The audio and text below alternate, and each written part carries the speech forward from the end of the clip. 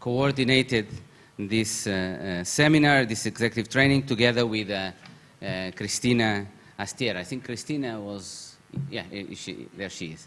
Thank you so much, Cristina, too. I know that you've done a lot of work. And allow me to also thank our staff from the EUI, from the School of Transnational Governance that came from Florence to Madrid to help in the organization and participating in this.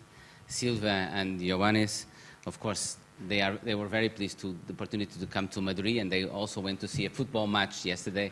That but I want to thank you and say how important it is for the School of Transnational Governance to be able to organize this executive training and to organize it here in Madrid. Let me just very briefly, before giving the floor to the Minister, tell you a little bit about the School of Transnational Governance and the European University Institute. So the European University Institute was created in the 70s, and it was an endeavor to create what was the first genuinely European intellectual, academic, scientific community. Focus on the social sciences, interestingly, but at the time the idea was that the starting point should be the social sciences. So the European University Institute focused in the beginning in doctoral studies in the areas of history, economics, law, political science, and sociology. And that continues to be the core of the activities of the European University Institute. That is de facto an international organization, but an international organization that is very closely linked to the European Union. Only the member states of the European Union can be members of the European University Institute, and half of the budget of the European University Institute comes from the budget of the European Union. One of the new areas where at the UI we got a very strong support from the European Commission was on the creation of this new endeavor that is the School of Transnational Governance. So the School of Transnational Governance aims two fundamental objectives in terms of changing what has been the profile of the European University Institute, adding to the focus on doctoral studies and postdoctoral studies that has been the core of the activities of the UI. One is to promote a much closer relation with the world of policy, transfer of knowledge to the world of policy, and the other one is to depart from what is the most successful, with all its problems, with all its shortcomings, the most successful model of governance beyond the state, that is the European Union. But depart from that model to study governance beyond the state, well beyond the European Union and the European Union model. So both public and private, formal and informal forms that governance is taking place beyond the state. With increased interdependence between states, it emerges a need for forms of governance beyond the state. Some of them are regional, some of them are international, some are informal, others are based on law, some are public, some are private. That is the core of the School of Transnational Governance. And we do that at the same time by very strongly engaging, as I said, with the world of policy. We have four main pillars. One that we will be starting now, will be the last one that will start, is a master program on transnational governance for students. And in fact, we will be having students from all over the world. We also have what is a very successful program of fellowships, but not aimed at academics, but aimed at people from the policy world, from civil society, from journalists to head of think tanks, to high-level civil servants, to politicians. We host at the School of Transnational Governance, from periods that go from 5 months to 9 months, 25 persons every year. Next year, actually, likely 35 persons.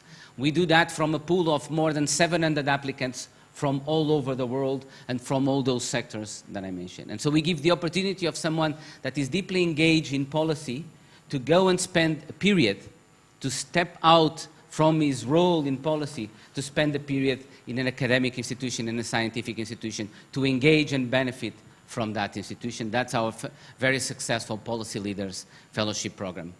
We also have another area of activities that are what we call the high-level policy dialogues, that are workshops, seminars, but have as their core mark the fact that they are not only for academics or experts. They engage around the table in a model and a format that follows Chatham House rule, both experts and policymakers engage on a concrete policy issue. And therefore is an opportunity for people that are engaged in policy making to benefit from the input of experts in that areas, and from experts, from academics, to benefit from the insights that policymakers can give to them on what they are working on. And finally, we have as a core area of activity of the School of Transnational Governance executive trainings such as the one that we are organizing here today, and we do that on a variety of domains. One of the most important domains, because it's one of the areas where transnational governance is increasingly important, has to do with the digital transformation of our society. Economic, political, social, and with profound consequences from the reorganization of our economic structures to the reorganization of politics and to profound moral dilemmas. And this is indeed, I believe, one of the key issues that will be discussed in the next couple of days in here, and we, as I said, we're very happy to be able to do this and do it in Madrid. Thank you very much, and I give the floor to the Minister. Thank you so much for coming. I guess I need to use that.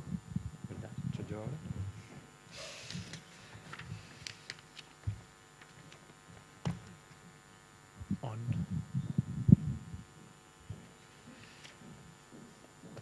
Okay, so good afternoon to everybody, dear friends. I'm really happy to see that we are evolving in Spain towards doing what is done in many other countries. That is, we are 90% of the people are Spanish speaking, but we still are able to do sessions in English or other languages, which is really, for somebody who has worked in international organizations so many years and looking at Spain, at how things were done in Spain, that is a very positive evolution. During the last few years, the field of computer technologies with autonomous capabilities has changed. It used to describe a domain or an area between computer science and systems engineering that sought to replicate some of our higher cognitive abilities in order to incorporate them in artifacts. Well, that was a complicated phrase. Now it more commonly refers to general purpose technologies with a broad range of purposes that are used by many people every day. This has led to radical transformations in our reality, including collective institutions, that has affected many of our basic social foundations. In the current context, we seem to be in a duality. On the one hand, we assume with some degree of resignation that dramatic social changes are inevitable, such as abrupt unemployment due to rapid technological change. While, on the other hand, we look in awe with a naive, childlike fascination with the magical way in which we are going to solve complex contemporary issues, conveniently forgetting that many of our dilemmas require politicizing the demands of all those involved, so that through participation and negotiation, collective agreements can be reached. In fact, when we talk about disruptive technologies, we should rather talk about technologies for data economics. They are basically a specific set of algorithms designed for the massive processing of data capable of extracting patterns using statistical techniques.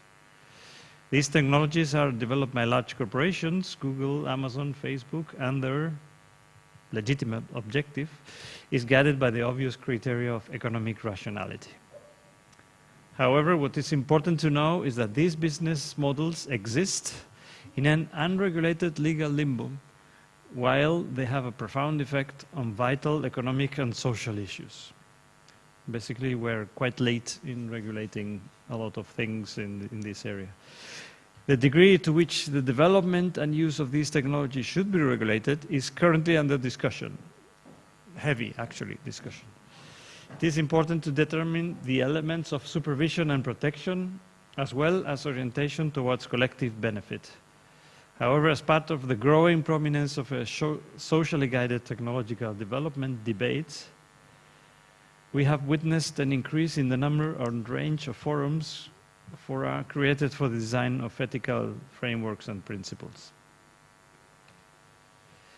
A wide variety of initiatives coexist under the same umbrella term. Some are organized by large corporations, those mentioned earlier and others like Apple, IBM, and Microsoft. They have all published their own manuals and of good practices. And others have been proposed by scientific or engineering communities, such as the renowned Institute of IEEE, as well as the manifestos from scientific experts in Barcelona, Copenhagen, and Asilomar. This one, Asilomar, is new to me. These are also government initiatives, such as a report by the House of Lords in the United Kingdom, and supranational efforts of a political nature promoted by the OECD, or through initiatives such as the Intelligent for People program of the European Commission. Intelligence for People, I would have said. The reality is that they are all frameworks developed by coalitions or institutions that advocate a commitment to voluntary self-regulation. And that's probably the key point. They are established on a superficial level and do not, in any great depth, examine the necessary recommendations required to put the principles into practice. Even so, the biggest problem is not that these manifestos are reductive and deliberately superficial. The danger is that by discussing regulation, self-regulation, and ethics in an imprecise and interchangeable way, we will lose the ability to create spaces for reflection and the creation of a shared social position on these future technologies. It is more than ever necessary to create opportunities for public debate where dialogue between researchers, developers, and other members of society can be held. The promotion of these types of forums about the social and ethical implications of the emerging technologies is crucial. Collective thoughts will come from the existence of spaces for debate and analysis where the vulnerabilities, doubts, and desires of the public and civil society can be discussed. These forums must decide what policies should be pursued and reach agreements on what is useful, desirable, and fair for our society. They must be places for participation with heterogeneous profiles and different sensitivities that facilitate collective agreements sustained by an awareness of the dangers, benefits, and opportunities that these technologies entail. This is the objective of this seminar entitled The Governance of a Paradigm Change for a Socially Responsible Technological Disruption, as you probably know already, which is organized with the Ministry of Science and Innovation in Spain and the European University Institute. During the next 2 days, I hope that the debates will be intense and fruitful, and that at the end of the course, we will all have a better idea of how to collectively regulate this new socio-technical reality and manage the future ahead. And not stop, I guess, in what we said before, just general statements about self-regulation and don't worry, be happy. So thank you very much, and hopefully you give us a little bit more insight into all these matters. Thank you.